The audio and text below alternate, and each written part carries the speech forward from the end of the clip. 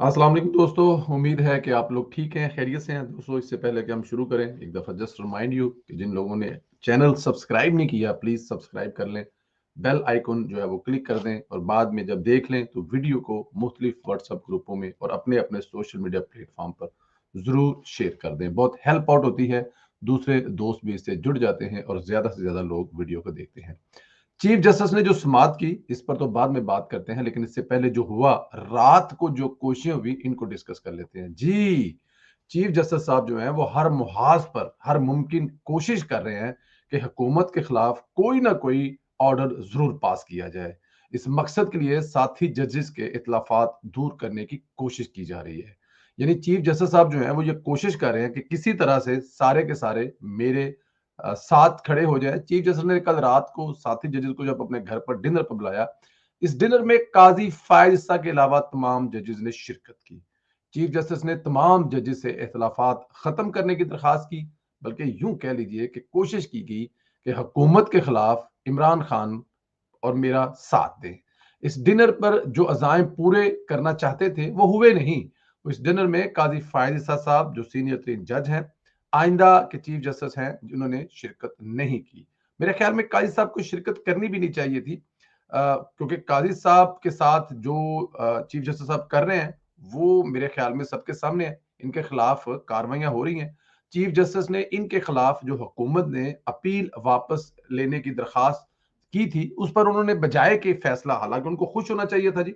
देखिए जी, अपना हमारे जो काजी साहब हैं, हमारे जो जज हैं, जो आने वाले फ्यूचर के चीफ जस्टिस साहब हैं, और उनके खिलाफ अगर हुकूमत, जो जाहिर है पिछली हुकूमत ने एक रेफरेंस भेजा था और उस पे वो उन्होंने पूरा उनको जवाब भी दिया, अदालतों के, पंजाबी जी कहते हैं, धक्के भी खाधे, उनकी बेगम, उनके बच्चों ने एक एक पाई का हिसाब भी दिया। अब हुकूमत अगर शर्मिंदगी के तौर पर या हुकूमत पिछली हुकूमत के गलत फैसले को करेक्ट करने की कोशिश कर रही है, तो चाहिए तो ये था कि किसी तरह से एक सेकंड लगाए बगैर चीफ जस्टिस साहब जो है वो फैसला सुना देते। जी बिल्कुल ठीक है, हमें बड़ी खुशी हुई है कि पिछली हुकूमत के गलत, लेकिन क्योंकि पिछली हुकूमत उनके जिगरी की थी, इमरान खान साहब की, तो ये कैसे हो सकता है कि उस हुकूमत, हालांकि वो पिछली हुकूमत के सारे एक दूसरे पे मुद्दा डाल रहे हैं और वो कह रहे हैं कि जी वो रेफरेंस गलत था, लेकिन मौजूदा चीफ जस्टिस ने फैसला नहीं सुनाया, बल्कि फैसला महफूज कर रखा है। बंदयाल साहब ने ब्लैक मेलिंग की घर से ही फैसला महफूज कर लिया। इस बदनीति पर काजी साहब कैसे इनके साथ जाए? मेरे ख्याल में ये बात बड़ी सिंपल है, सादा है। इसके अलावा और मकसद क्या हो सकता है कि भाई आपके काजी साहब के साथ अगर कोई इख्तिलाफात हैं तो इसका मतलब वो खुल के सामने आ गए।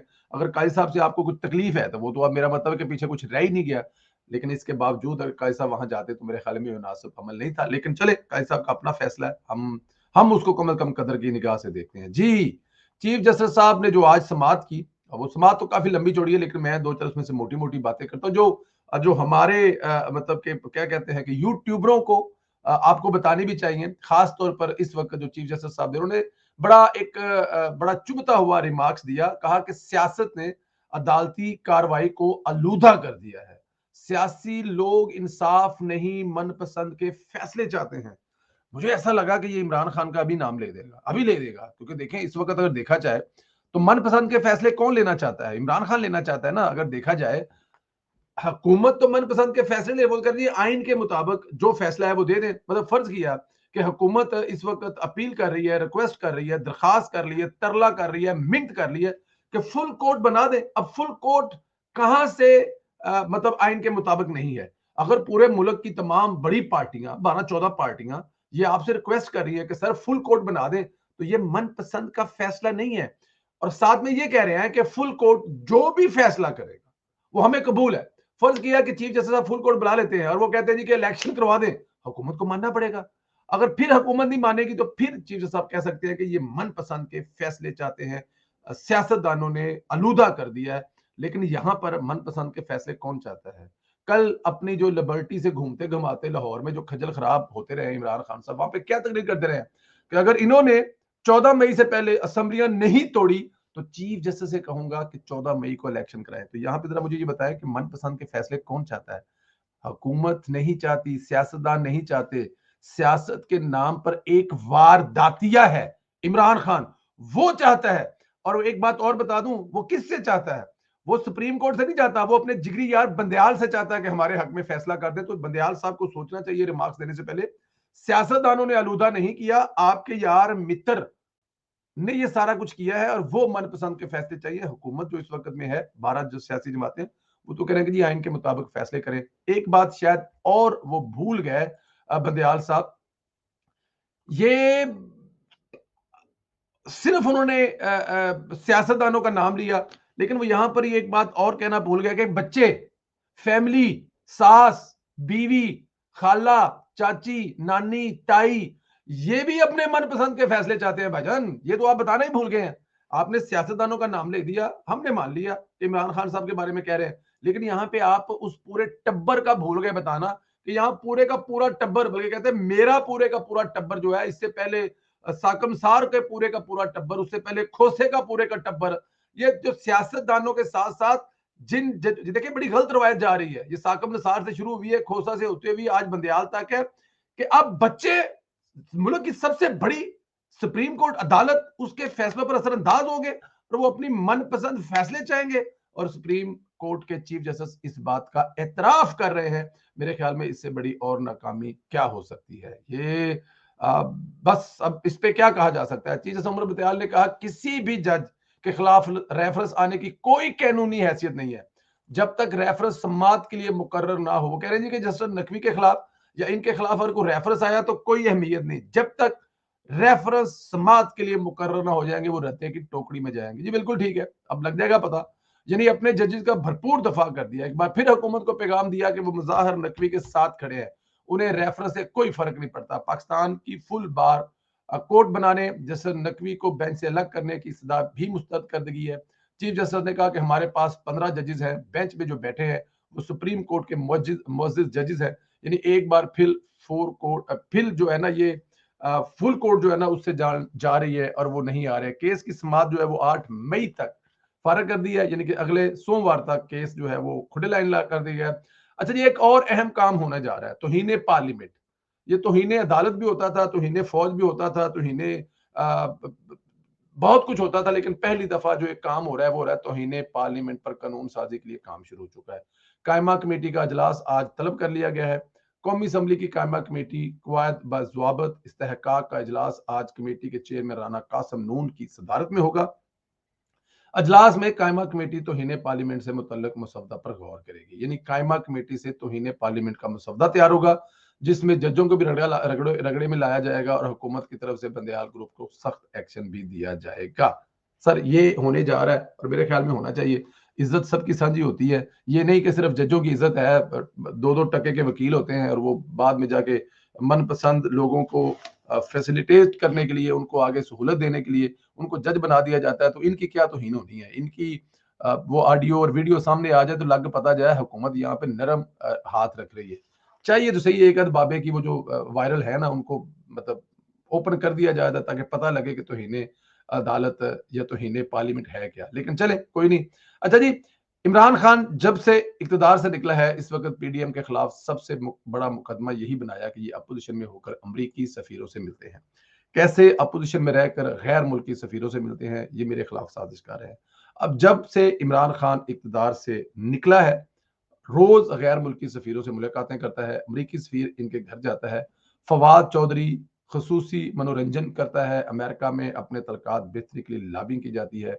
یہاں پر اتنا تو کہا جا سکتا ہے کہ چائنا کے ساتھ ہمارے تعلقات ٹھیک ہو رہے ہیں, لیکن امریکہ کے سفیر کا تحریک انصاف کے رہنما کے گھر جانا اس بات کی نشاندہی کرتا ہے کہ امریکہ نہیں چاہتا پاکستان اور چائنا کے تعلقات ٹھیک ہوں.